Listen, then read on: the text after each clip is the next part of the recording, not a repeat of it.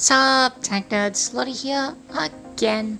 We have a different video for you today. We're going to be having a look at this M3A1 Scout car that we've just finished a sort of partial restoration on.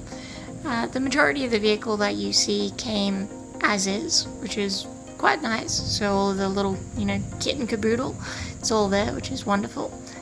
We have done some stuff to it, which we'll get into in a moment. But I thought we might just have a little look around it first, and I'll just point out some fun little oddities and just explain some little bits and bobs. Starting off, we have the 50 cal, which you can see very prominently above the, between the driver and the passenger seat. It is connected to the main skate rail. You'll see a little bit more of that as we walk around, but here's some pictures of it in all of its glory, as you can see. As we make our way down, you'll see the Victory Star and the regular Allied Star on the front of the grille. The grille is obviously armor plated. That's to stop shrapnel and small arms from penetrating the radiator predominantly, but also a little bit to hit the engine. They will also aid in those winter months to help warm up the engine when you don't exactly need all of that cold airflow. As we look further down, you'll see this massive rolling bumper with shock absorbers. Obviously it acts as a bumper, but more importantly, this is an anti-ditching roller. The idea being if you run down a ditch, instead of bottoming out the front bumper, you will actually impact with the roller first, and the roller will basically act as a fifth wheel, an idler wheel of course. So as long as you have momentum or drive, hypothetically the vehicle should be able to continue rolling up onto that bumper in a way that allows the vehicle to at least free itself from such a predicament. The usefulness is probably more determined on how good the driver is and just how silly of a ditch they've managed to find themselves in. As we pull around to the right hand side, on the front right fender you will see a siren. This is a recent addition that Peter installed prior to delivering it. In the next clip I've reduced the volume, however it is still extraordinarily loud.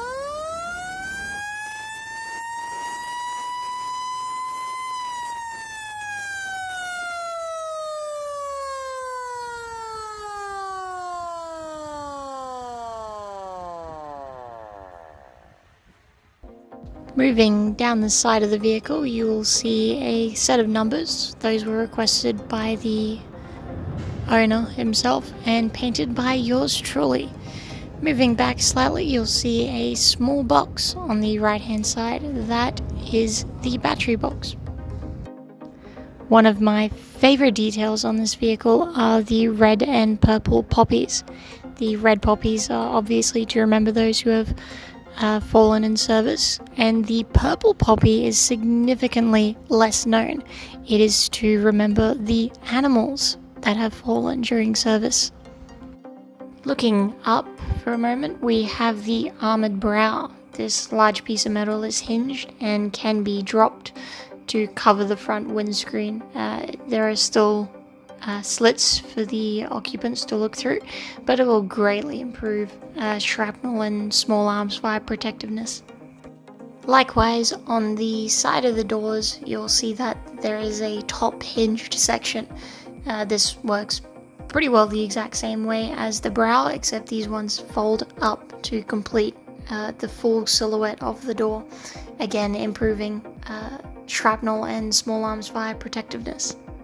As we look down the side of the vehicle, we can see a stretcher, obviously for medical purposes, and along the top we have a canvas roof cover, again obviously for protection from the environment. This does extend over the driver and passenger, however in its current configuration with the 50 cal, the driver and passenger remain uncovered.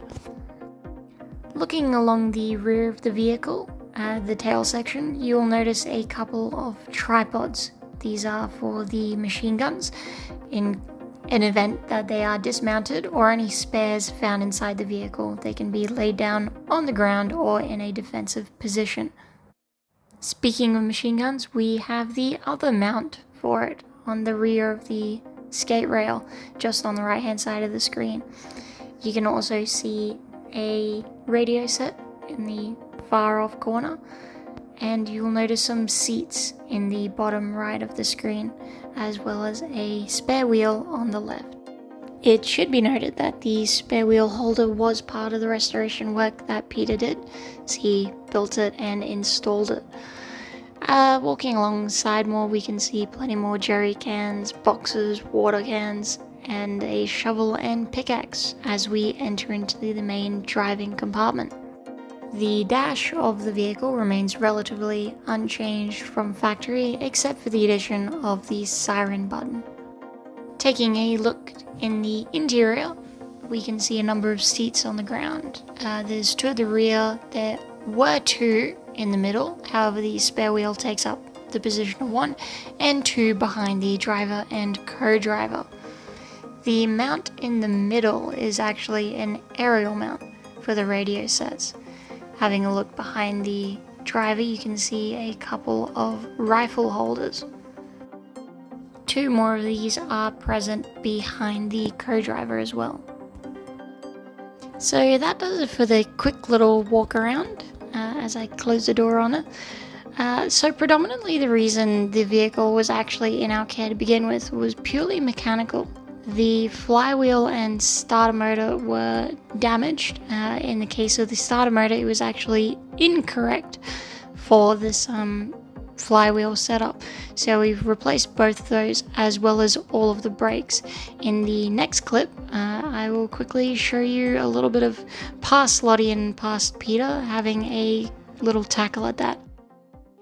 So while I've been on the ferret, Peter has been here doing the white Scout Car flywheel, which is absolutely munted. So he's in the process of removing it. Here he is. He's having great fun. So yeah, we got rid of all of this stuff. So I've been playing over there. But yeah, he's having fun down there. We should have we're probably getting a spare one sent to us. We're not sure yet. We need to make sure that the client has one. Working on the Scout Car. We've got a new cleaned up brake master, and we're just putting the flywheel on. I'll show you the old one. So this is a new one that we've had to flip over. We're just putting a couple of split pins, and there's Peter. So there you have it, a quick little look at the M3A1 Scout Car.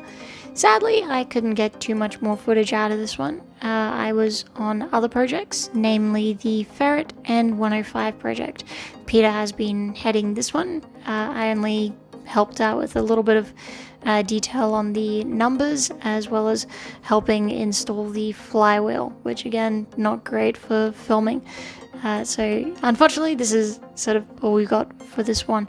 You will no doubt see this vehicle in the future, either at future events where we'll be, or possibly even at the workshop for a bit of sprucing up. The next couple of videos will be back to the usual routine, so we'll be back on the 105 as well as some other fun, interesting projects which we're constantly being kept busy with.